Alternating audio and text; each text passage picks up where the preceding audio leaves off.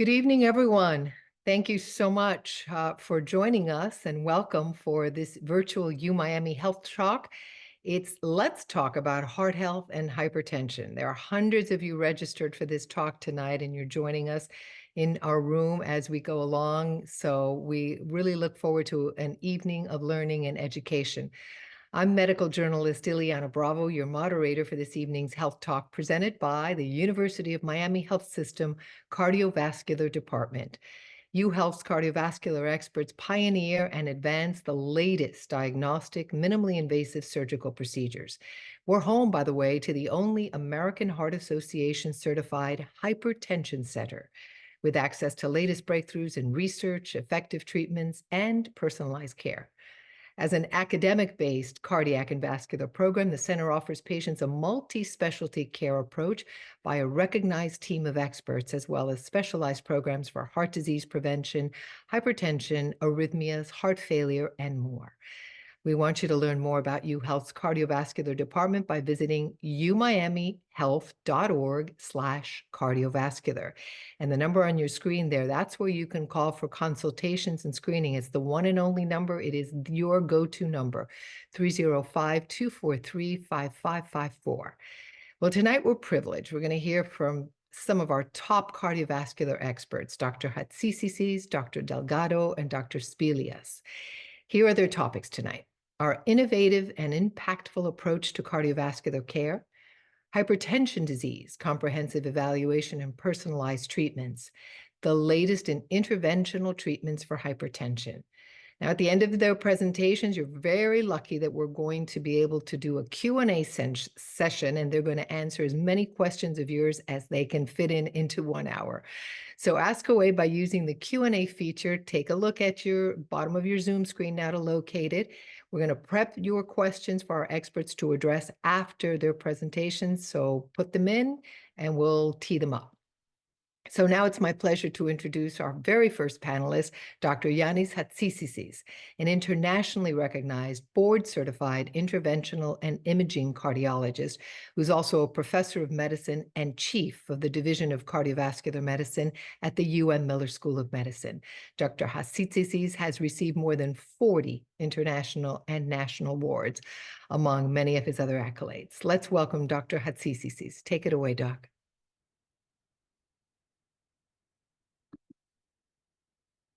Make sure you unmute, and we're ready to go. Yes, all right. So thank you so much, Ileana. We're so thrilled to be here all together in this webinar. What a great virtual company. In the next few minutes, I will just present a 30,000 feet, if you want, overview of who we are and what we do in the cardiac and vascular at the University of Miami. First of all, let's start from our strengths. It is very important to highlight that we have a very visionary and executive leadership, very skillful faculty and staff. We operate in world-class research centers and institutes. We have access and support from an extensive clinical and research infrastructure. And of course, we are lucky enough to be under the umbrella of this wonderful premier academic ecosystem of the University of Miami. And we operate in a wide healthcare system. Our concept, our motto is that we go to the neighborhood, and not the neighborhood goes to the experts. We have the so-called decentralized model of operations, where we have the mother institute at the the University of Miami, downtown Miami, and then with those multiple multi-specialty outpatient clinical centers, we cover the entire market, the entire area, the entire community as a small spider with, you see here, the flagship medical centers in Coral Gables area, the Lunar Medical Center, the Doral Medical Center that will open probably around the end of 2024, and then a few months later, early 2025, the Solemia Medical Center, on top of the existing other medical centers, which, as I said, cover all the community and serve the community from the cardiac and vascular standpoint, in Miami-Dade County, in Broward County, and in Palm Beach County. What is our mission as Cardiac and Vascular, as Division of Cardiovascular Medicine? First of all, to offer the finest clinical care to our community, to perform world-class academic research and bring innovation, to provide excellent education and training, to integrate in our efforts digital technologies, and of course, to collaborate with academia and industry. Our model of clinical care is based on those 5 important principles. First of all, new programs, all the way from prevention, diagnosis, and therapy. Second of all, in the epicenter of our efforts, top priority, quality and outcomes. Innovation, increase our reputation in the community and beyond, and of course, regionally, nationally, and internationally, and increase the access of our patients to our programs. And talking about programs, we have a series of multidisciplinary new programs which cover the entire spectrum of cardiovascular disease and help our community to achieve better care and live better and longer life. We start all the way from prevention, preventive cardiology, heart wellness, if you want, with emphasis on nutrition, on taking care of patients with high cholesterol, hyperlipidemia, hypertension. We have, as Dr. Delgado will mention in her next lecture, the only in the Florida American Heart Association certified hypertension center as part of the preventive cardiology program of our operations. Emphasis on women's health, emphasis on coronary artery disease, all the way from prevention, new diagnostic methods, advanced therapies, which are the only ones as an academic institution in the area that have access to and bring to our community. Innovative therapies when it comes to valvular complex structural heart diseases with surgical or minimally invasive approaches, aortic peripheral disease, complex pathologies which have the know-how, the infrastructure, the access, the way to tackle them and offer the top-class care to our community. Same for electrophysiology, complex AFib, complex ventricular tachycardias, other ablation techniques, heart rhythm monitoring, and of course, heart failure, all the way from the latest medical and device therapies to mechanical support and advanced cardiac transplantation. And of course, we're not here only for top fine clinical care, but we have the ability through extensive basic and clinical research to develop the next generation of researchers and the next generation of clinicians who, through their in-depth research, they acquire the skill set and the know-how to tackle the rarest cardiovascular pathologies. We work all together as a well-oiled machine. That's our philosophy: engineers, medical doctors, biologists, and offer world-class research extending from basic science to animal studies and to clinical studies. And on top of this, we are an academic institution, and our mission is to offer first-class education and training. We train the next generation of cardiovascular experts, researchers, innovators, and leaders. We are pioneers in using digital technologies in education to help our learners learn greater, faster, and of course, better. And we integrate digital technologies not only in our research and education, but also in clinical care, all the way from prevention, diagnosis, and therapy. We integrate artificial intelligence, simulations, virtual reality, personalized medicine in our whole series of operations. And then finally, we collaborate with other academic institutes in the US and abroad through our networks of excellence. We collaborate with industry, with FDA. We evolve into a world-class center for cardiovascular device research and development. And with that, I would like to thank you for your attention, the virtual attention, and we will move now to the next talk from Dr. Delgado about hypertension. What is hypertension and what we offer in our community in this field? Thank you so much, Dr. Hatzisisis, and I'm sure that you're going to be asked a few questions, so let's stick around in the panel. But our next speaker indeed is Dr. Maria Delgado, the founder and director of the American Heart Association Certified Comprehensive Hypertension Center at the University of Miami Health System.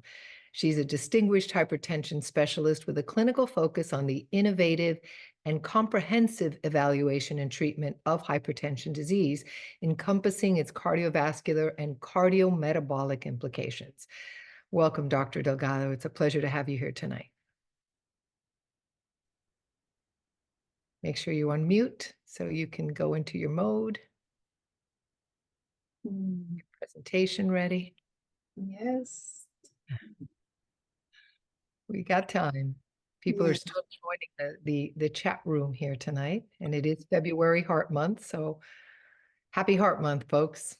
Yes, happy Heart Month. There's plenty of questions here to be on this for the rest of the day. I'm sure there are. Okay, Dr. All Delgado. right. So good evening, everybody. Thank you so much, Ileana. As always, it's nice to talk to you. So we are basically opening or giving to our community a new view of what hypertension is, how it impacts our patients, their families, their future, and how hypertension becomes a fundamental structure in what it is cardiovascular disease, always looking into what's going to happen in the future. So what can we do now as community, as patients and families to prevent the devastating effect of hypertension in our life? So you guys probably know intuitively, right, that hypertension is a very common disease. So any of us here in this webinar will know that you're either hypertensive, your family member it is, the person sitting next to you is hypertensive. We're talking about half of the population in the United States, the adult population. As of now, 122 million are hypertensive. But when you think about it, it's not just you as the patient. You have hypertension, you think your blood pressure is high.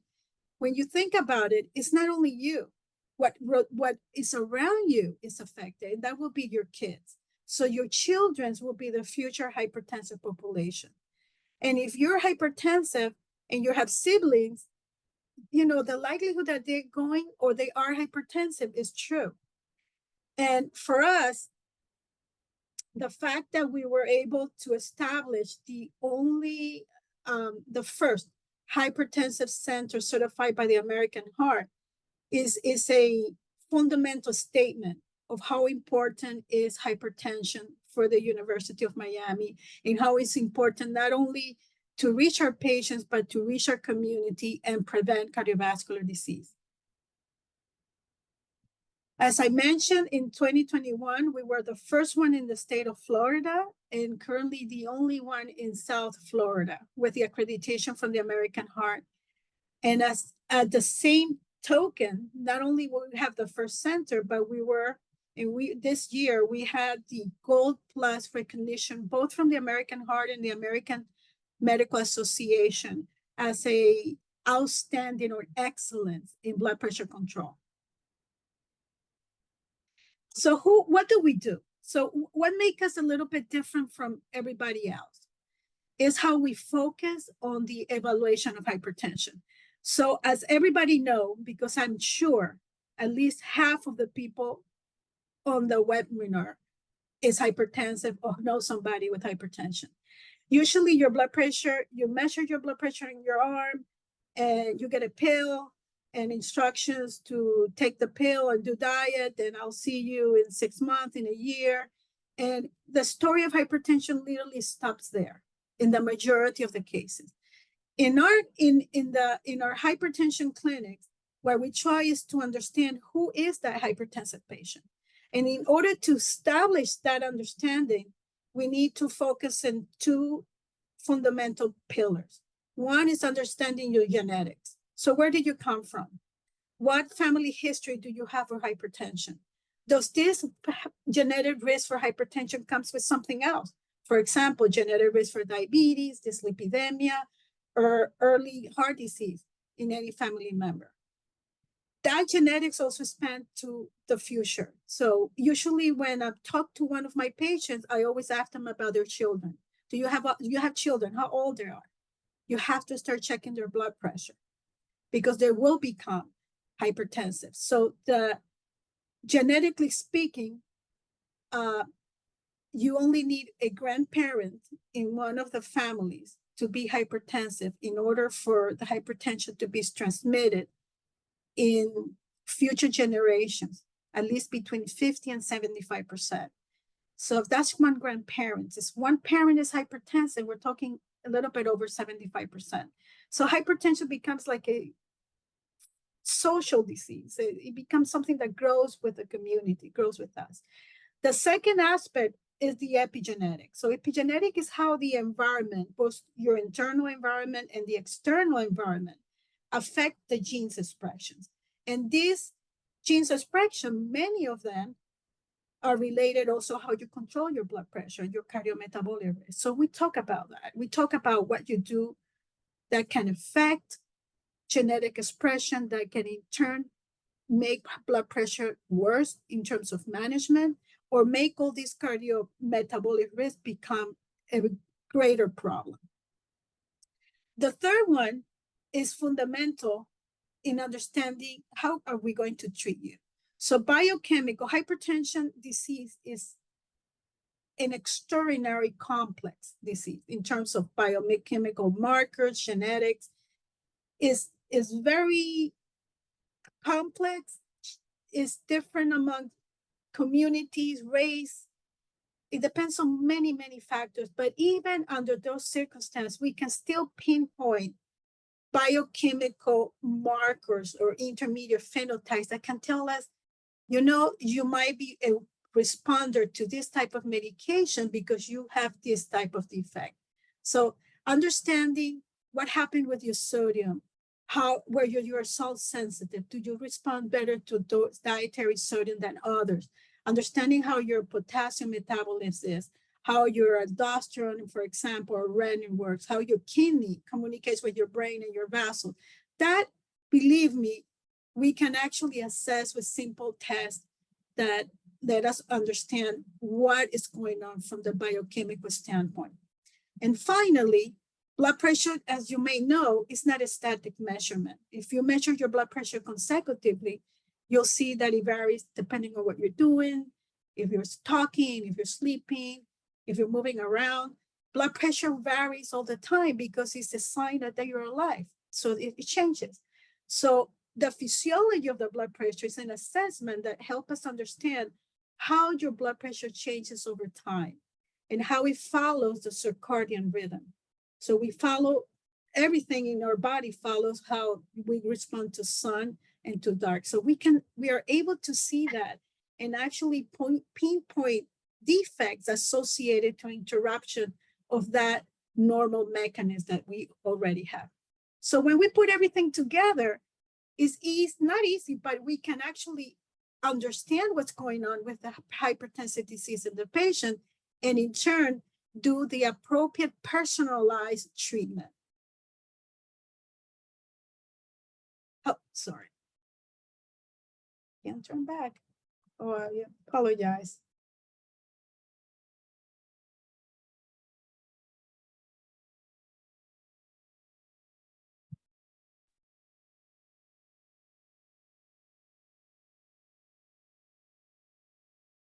I'm not sure how to turn back the slide. Okay, from here. Okay. All right. So, and I apologize for the mix with the slides. So now that we know what we can do, right? Now that we know how your blood pressure works and what is the physiology and the biochemistry associated to your disease, then the next question is, so how can you treat it? What is the right treatment for me then? So there are three pillars for treatment. The non-pharmacologic intervention is what you do, how you change your lifestyle, what type of diets are better, how will you respond to salt diet or not, how do you respond even to sleep? So changes in the sleeping pattern, stress management, these are all fundamental interventions that will help control your blood pressure. So that's the first pillar. The second one is the pharmacological treatment. and that is how or what drugs do we use? And this is where those 4 pillars that I talked before comes into place. So based on your biochemical and physiological profile, we can actually tailor how we're going to treat you. And finally, is besides diet, besides drugs, we have blood pressure procedures that can actually affect and help control blood pressure independently of the medication. Dr. Spelia will be expanding on the effect or the treatment of the blood pressure procedure, which is recently approved by the FDA last year, but it's a fundamental now technology and treatment that will help our patients. So I guess the UHealth approach to hypertension is that we truly believe that we can empower each patient for better hypertension management. And by doing that, we focus on improving their quality of life and their life expectancy by improving actually their biological age. So by understanding that not every patient is the same, that every patient is unique in the way they respond to treatment and in the way they are facing cardiovascular risk, we can actually improve our patient's life. So if we want to think about a particular and fundamental goal is to improve biological age, meaning decreasing the biological age or improving your cell function.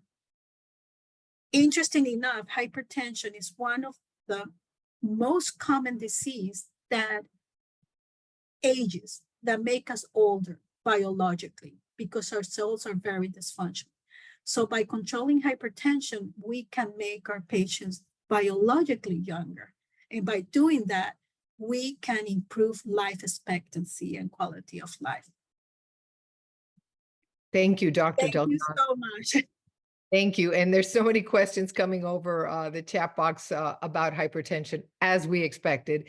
And who doesn't want to be biologically younger? We're all in. So let's introduce our final speaker so that we can get on to our Q&A session. Dr. Nicholas Spilias, an interventional and structural cardiologist and assistant professor at the Miller School of Medicine. He specializes in catheter-based, minimally invasive procedures for the treatment of coronary artery disease and heart valve disorders. Welcome, Dr. Spilias. You are our final speaker. Take it away. Good evening, everyone. Thanks for hosting this wonderful event. Happy Heart Month. Let me pull up the presentation real quick. It's a little stuck here, so it's a little frozen. Let's see if our IT team can jump in and help in any way. Let me just. All right. Well, it gives everyone more time, and I'm watching the Q&A box, and it's so interesting, including people asking, are those pressure medications? Can you see my screen now? We're still seeing you getting it up, and then you want to sort of put it into presenter mode, right? It's in presenter mode, yeah. What do you think, Annabelle? Does he need to click something to put it into the full screen so we could see the whole? We have lots of questions in the. See now? There you are. There you are. Okay. We're okay. Perfect. So why don't you go to the beginning, and then we'll go there. And you're right, Dr. Satsisi says we have a ton of questions. We'll be with them very. Okay. Go ahead, Doctor. I will be brief. So I would like to present to you a new treatment option for hypertension that we offer here at the University of Miami. And actually, University of Miami, I believe, is the only center in Florida that offer both of the available technologies, the first center to offer both of the available technologies for the treatment of hypertension, interventional treatment of hypertension. So what is renal denervation? Renal denervation is a minimally invasive procedure. It's very similar to what we call a heart catheterization procedure. and it's used to treat resistant hypertension, meaning hypertension that does not respond to multiple medications. The procedure is also appropriate for patients who experience significant side effects from blood pressure medications, so they cannot take them. As Dr. Delgado mentioned, the procedures were FDA approved in November of last year. So how does the renal denervation work? So as we know, the kidneys are a big player in regulating the blood pressure in our body. And the kidneys communicate with the brain, as you can see here, through the sympathetic nerves. And here you can see how the sympathetic nerves go to the kidney surrounding the kidney artery. That's the artery of the kidney. And this is what we target with this procedure. So this is some of the clinical data to support the benefit of the renal denervation procedure. You can see here that about 3 months after the procedure, the systolic blood pressure in the office was on average about 9 to 10 millimeters of mercury lower. And more importantly, the data we have up to 3 years after this procedure show that we have a sustained effect at 3 years, all the way sometimes up to 20 or 16 millimeters of mercury, as you can see. And very important finding is also that this procedure has a continued effect over time. That means that the blood pressure keeps slowly dropping over time. So it's very important to choose the right patient for this procedure. So the main indications, as I said, is one is resistant hypertension. So we're going to use this procedure as an adjunctive treatment to the blood pressure medications. And the second category is, obviously patients who cannot tolerate certain medications due to side effects. There are a few contraindications which are relatively rare. They're all related to the anatomy of the kidney artery and the renal function. So if the renal function is very reduced, then we avoid this procedure, and we test for all these before we proceed. So it's very important for the screening and planning before we proceed with the renal denervation to check the anatomy of the renal arteries with an ultrasound, a CT, or an MRI. So I'll describe very briefly the procedure. So it's technically an outpatient procedure. It's performed under what we call twilight sedation. And we provide local anesthesia in the groin area where we're going to enter our catheters and our equipment. And then we insert a thin catheter through the femoral artery, and we advance it towards the kidney arteries using X-ray. We give some contrast there to visualize the kidney arteries. And then once we're inside the kidney artery, we deliver the equipment that provides the energy to burn the nerves that surround the kidney artery.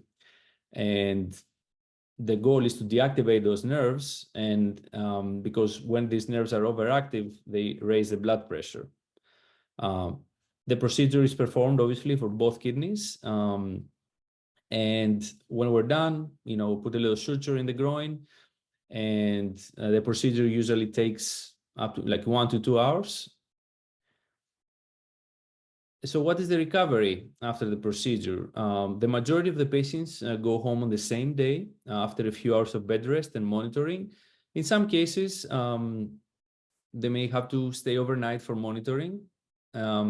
What we recommend after the procedure is light activity, avoid lifting any weights for about a week to allow complete healing of the groin. And then you will have a follow-up appointment in the hypertension clinic within the next 1 to 2 weeks after the procedure. So we have very close follow-up after the procedure. So what is the safety and what are the risks of the procedure? So overall, this renal denervation procedure is very safe. Patients may experience some slight tenderness and bruising at the groin area where we placed our catheter for the procedure, but usually goes away after a few days. And serious risks are very rare, less than 1%. and it's a very safe procedure overall. I would like to show you real quick now. This is actually the first case of renal denervation that we performed at the University of Miami, and that was also the first case in Florida, and we performed that case in December. You can see here the catheter. We inject the dye, and we see the kidney arteries, the left kidney, the right kidney, as you can see. And then this is the special catheter that provides a radio frequency energy that burns the nerves around the kidney artery. And the procedure took about an hour and a half. And we saw the patients in the outpatient clinic a few weeks after the procedure, and they were all doing great. And they already started noticing significant decreases in their blood pressure. That was my presentation. I thank you very much for attending, and let's answer questions.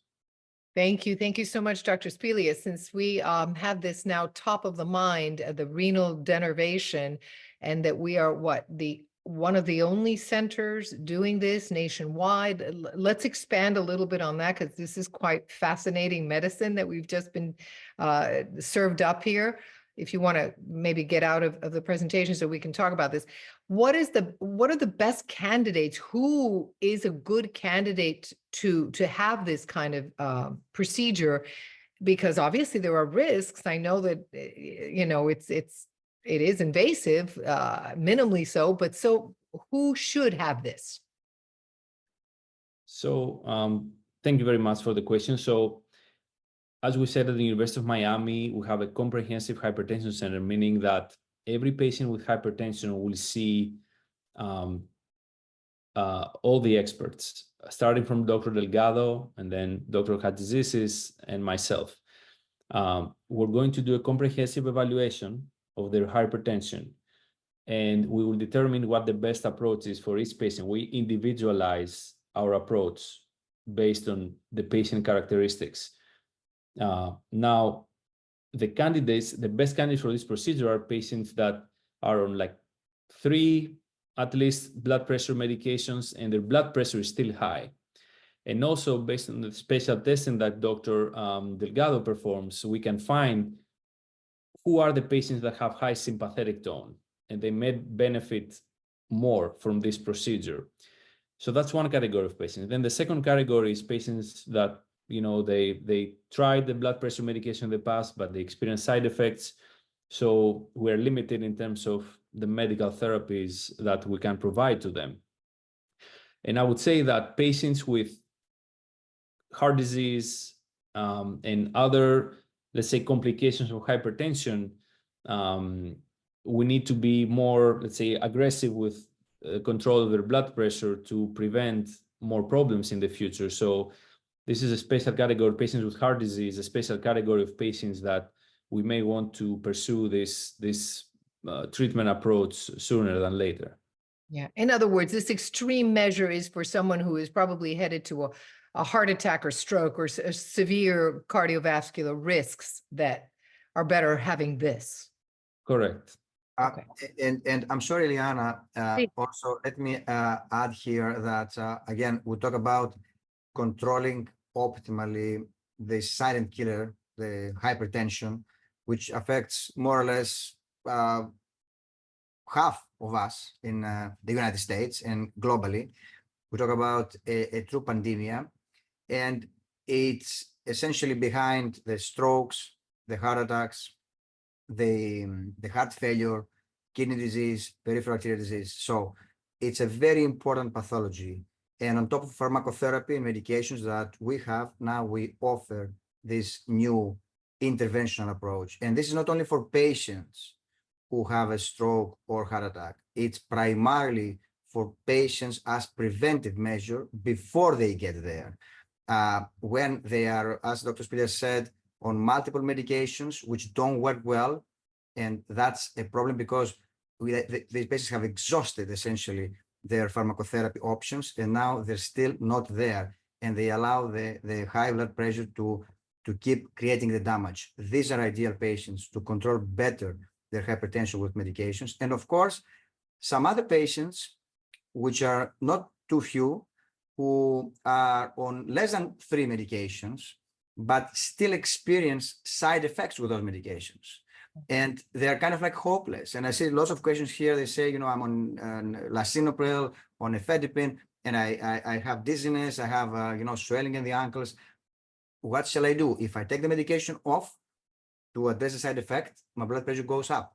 If I keep on the medication, I control the blood pressure, but I am miserable. I don't have good life. Now, these are the patients that we offer essentially this interventional approach to complement the pharmacotherapy. And we've seen already with our initial experience that this interventional approach helps the patients to control better their hypertension and helps them essentially prevent down the line adverse cardiovascular events. And to your question about where we stand at this point at the University of Miami, this is another illustration of our mission in the community to offer the latest and the best to our patients. And we are among the very few centers in the entire country that now offer this interventional strategy. Of course, others will follow down the line, but we're pioneers and we're so happy about this. And we're literally driven by our mission and by our incentive to offer the best to our community. And no question about it, Dr. Hatzis. First of all, thank you very much for elaborating further. We are the recipients to have this kind of level of medicine in our own backyard. So let me go to Dr. Delgado now, talking about the whole idea of the blood pressure controlling medication. Now, some people are on them for years. And the question is, what kind of negative impact would it have on the kidneys? And is there such a thing as weaning yourself off blood pressure meds and doing it the natural way? Okay. Let's start with the most important fact. Having uncontrolled hypertension at the end will affect you, will increase your risk of having a heart attack or a stroke. Even if we want to ignore it or not pay attention to it, it will affect every single cell. So the first organ will be the heart, then the brain, then the kidney. So it's important always to understand that achieving blood pressure control is fundamental. Now, how do we do this? It's true, many people, and we're talking about kids that start at 18 taking blood pressure medication. But what happened with hypertension is something very interesting. It's not a static disease. So it gets older with us and it changes, even its behavior with our age, of how our vessels changes when we get older. So the medication that you were taking when you were 30 and in your 40s changed dramatically when you're in your 70s and 80s. Okay, that's just to tell you the dynamic of aging with hypertension. So it's an aging disease. So it will age with us and it will change even how we respond to medication. To the more fascinating question is, can we actually be without medication, right? And that will be the gold nugget for everybody. And hopefully, in terms of procedure, this renal artery denervation in the future will be an option that we can give to patients even before they start blood pressure treatment with drugs. But in our general population right now, changing the lifestyle, something as simple as eating less salt, eating or not eating at night, so eating less, doing exercise, sleeping well. These are fundamental interventions that are non-pharmacological, but are crucial in blood pressure control. So yes, many patients, just by changing their lifestyle and committing themselves to a healthy way of living, can actually literally withdraw of medication. Is that happens to everybody? No. I'll say children, because if you're 20, 21, 22, you're do sports, you're healthy, you're eating very good food, but you're still hypertensive and you're still on 2 medications, that's very difficult because the physiology that they have is something that comes with a lot of genetic component. And this is a patient that still needs to take medication. But there are many patients that by changing the way they eat salt And by doing nocturnal fasting, for example, and losing weight, they can actually stop taking at least one of their medications. So yes, it's possible, but it depends on individuals, okay? And across the population, whether you're on medications or not, if you decrease your salt intake, sleep better, lose weight, and not eat all the time, especially at night, that alone can decrease inflammation systemically and can improve your blood pressure. Yeah. Thank you, Dr. Delgado. I know because you and I have talked about this, and you're a believer in intermittent fasting at night and all of that, but we'll get into that another time. Dr. Hatzisi, here's the other question that I wanted to know. Now let's switch to statins to fight your cholesterol. Do you have safety concerns with statins? Are there other alternatives? Yes, so statins, essentially it's high cholesterol, hyperlipidemia, the other big silent killer, which affects a huge part of our population, of our society. And obviously this needs to be addressed. And as Dr. Delgado said, for hypertension, same thing as well. Exactly the same lifestyle changes, weight control, exercise, a Mediterranean diet, fish, white meat, greens, salads, avoid the sugars, avoid the fatty food, junk food, obesity, moderation with alcohol, all those things do help significantly to control our lipids. And by controlling our lipids, we significantly reduce our chances for future heart attacks and heart failure and strokes. Now, many of us, unfortunately, in this society we live, we cannot achieve optimal control of high cholesterol. In that case, after we exhaust the lifestyle changes, which I just mentioned, we have to go to medications, and the first line medication, which has proven clear benefit in terms of like living longer, based on studies in thousands of patients for the last 30 or so years across the entire globe. The first line medication is statins. Statins obviously is a medication which is overall safe, but of course it comes with side effects, which are usually some myopathy, like shoulder or like leg pain, and sometimes some toxicity in the liver.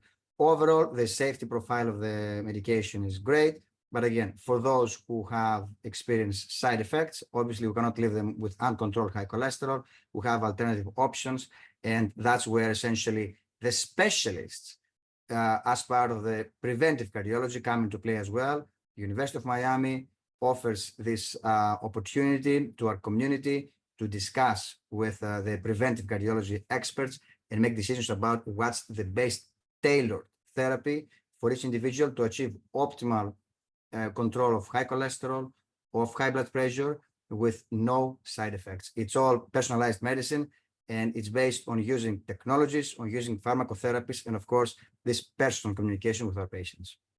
And one of the questions that came over was, what makes your center so special? And what you've just answered, the whole multidisciplinary approach.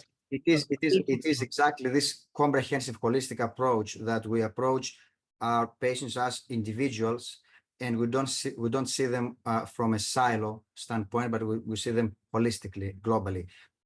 For example, it'd be very illustrated with this example. One of our patients, for instance, who had this renal denervation procedure, also had extra weight, had some issues with high cholesterol. So we took care of his or her diet through our nutritionist. We took care of the hypertension with pharmacotherapy plus the interventional approach. We addressed individually his or her issue with obesity and high cholesterol, and through essentially the one-stop shop, accessing through a preventive cardiology center, the hypertension expert, the lipidology expert, the genetic expert, the nutrition expert, the endocrinologist if you want for diabetes. That's essentially how we feel that we approach our patients more holistically versus a silo. Treat only hypertension, treat only hyperlipidemia, and let the other risk factors being there. And everybody's communicating. Dr. Spilius, let's talk about the relationship between heart health and diabetes. I'm assuming that one affects the other. Another excellent question. In diabetes is one of the three main players responsible for heart disease. The triad of hypertension, diabetes, hyperlipidemia is responsible for the vast majority of heart disease and coronary artery disease. So strict control of diabetes is #1 priority to prevent heart disease and strokes. I have to say also that patients who have diabetes we need to be even more aggressive with their control of other risk factors, for example, the blood pressure and the hypertension. So patients with diabetes and hypertension are at much higher risk for cardiac events. And we need to be more aggressive, not only with the blood pressure, but also with the cholesterol levels. So in the recent years, we have new pharmacologic treatments, new medications that can work, actually have been proven to work both for diabetes and heart disease. And you may have heard of those medications called dapagliflozin and pagliflozin, Farxiga. These are all different names. But I think the message here should be clear that diabetes is one of the main players causing heart disease. We need to have very aggressive management of diabetes. And in the presence of diabetes, the control of blood pressure and cholesterol must be even like stricter in order to prevent heart disease. Okay. All right, let's talk about the screening test that should be done to detect heart disease. These coronary heart scans, everyone talks about it. They talk about what a great number they got, or they don't tell us if they got a bad number. What is it, and how frequently or often should it be done? All right, I can take on this, and I guess you talk about the calcium score. This is a very fast CAT scan with zero contrast, very minimal radiation. And as a matter of fact, it has been invented here in South Miami, maybe for a reason. And this score essentially is a mapping or a quick mapping of our risk for future heart attacks or stroke. And based again on big trials on thousands of patients, we have a spectrum in the score. And I can very briefly tell you that if it's zero, this means that your individual risk to have a stroke or heart attack over the next 10 years or so is really very low. Now, if the score starts increasing above zero, the higher the score, the higher the risk. And usually above 300 becomes high risk, very high risk. This is very important because based on the score number, we can now inform the physicians about interventions that they have to take for their individual patients. And some of our patients, if they have very low score, i.e. very low risk for future heart attacks and stroke, might be only on lifestyle changes. But if somebody has a higher score, more than 300 or closer to this, then this becomes more intense to engage other or kind of like measures on top of lifestyle changes, including statins and aspirin to prevent future heart attack and stroke. Again, it's a primary prevention tool. It's indispensable, and it's something that it helps a lot to tailor the preventive approach for our patients. And we have now the opportunity during the Heart Month, and I have to announce this, that we offer the calcium score, this very important screening tool for preventive cardiology. We have at this point of the whole month, all the calcium score scans will be offered in almost free, I would say, kind of like. I was going to give them that surprise at the end, Dr. Hatzisisis, but you took. Okay. So I spoiled this. Okay, I'll take it. It's important, and so my question is: if my calcium zero today, do I take it again next year, or am I okay? That because frequency is important, no? Every 5 years, we say is valid to repeat it, and not sooner, and usually not later than 5 years. So every 5 years, we get a good understanding of where our risk is going. Okay, and I think a final question, because we're getting there, is should a patient with hypertension, we're back to Dr. Delgado's presentation, who's on medication, see a cardiologist. And I think I know from the multidisciplinary approach here that this person's going to see one of you or all of you, maybe. Yeah, again, we go from blood pressure, taking a pill, going to an office, and you continue with your treatment. And then what happens to the great majority that probably is listening to this, they go through several medication. This one doesn't work, go and change to this one, go and change to that one. And at the end of the day, many patients will be uncontrolled. Another big percentage will have adverse effect to the medication. Many of them will have a combination of medications that actually doesn't work. When the community and the patient understands that hypertension is a disease, that is not just a pill and a cuff, then you want to see a specialist. And what we're trying to show to all of us is that we're here, three professionals, right, talking about hypertension and all the implications that hypertension have for heart disease and cardiovascular disease in general. So yes, if you want to understand who you are as a hypertensive, how can you actually improve your treatment in your life? And how can you improve the treatment and life of your kids? Because I always think about the children. You have to look for a specialized assessment. You see what I'm trying to say? It's not just a simple pill and a cup. It's an understanding of who you are as a hypertensive patient. Yeah. And I think it goes to beyond it. I'm going to ask Dr. Hatzisisis to give us our take home message for the evening as a wrap up, but it's more than the drugstore, a blood pressure cuff that you bring home and you monitor and the darn thing is wrong and you don't know if the numbers are accurate, and we got to go beyond that. But Dr. Hatzisisis, please take us home with your final message for your group tonight, please. Yes. So first of all, thank you so much for hosting us tonight. You've been, as always, marvelous, and I'm sure that people enjoyed this discussion. Thank you to everybody for being here tonight, the online audience. I believe that it was received very well based on the text and the questions that we received. People have been very engaged. A big thank you to Dr. Delgado, who is leading an amazing effort and spearheading essentially all the effort to control hypertension and prevent future heart attacks and strokes and heart failure. She's leading a very well organized hypertension center at the University of Miami, and we're very proud of what she's doing.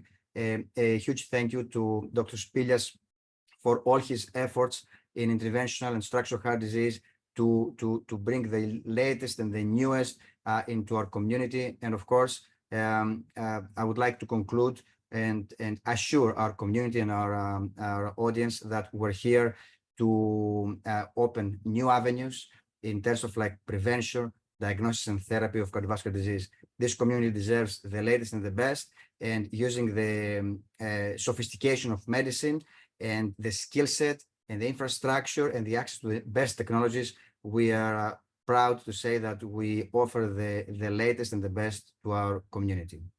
Thank you so much. And all of you, for the privilege of your time. It has been eye-opening, life-saving, I would probably say, for some of the people watching tonight.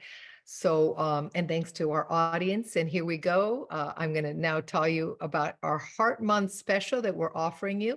It is, in fact, the $25 calcium screening at UHealth throughout the month of February to detect and measure calcium in your artery walls and determine your risk of coronary heart disease. So take the online risk assessment to see if you qualify by scanning the QR code on the screen or going to umiamihealth.org/heart screening. And again, let me give you the numbers again. Look at your screen, take a picture if you need to. Visit our website, umiamihealth.org/cardiovascular, and call 305-243-5554 to make an appointment. That is the one and only number that you should use, and keep it with you. We so enjoyed having you. Thank you, and hope that you can complete the survey to give us feedback at the end of this, because we are grateful to all of you. Our experts, Thank you. God bless. Happy Heart Month. And you all stay safe out there tonight. Good night. Have a good night.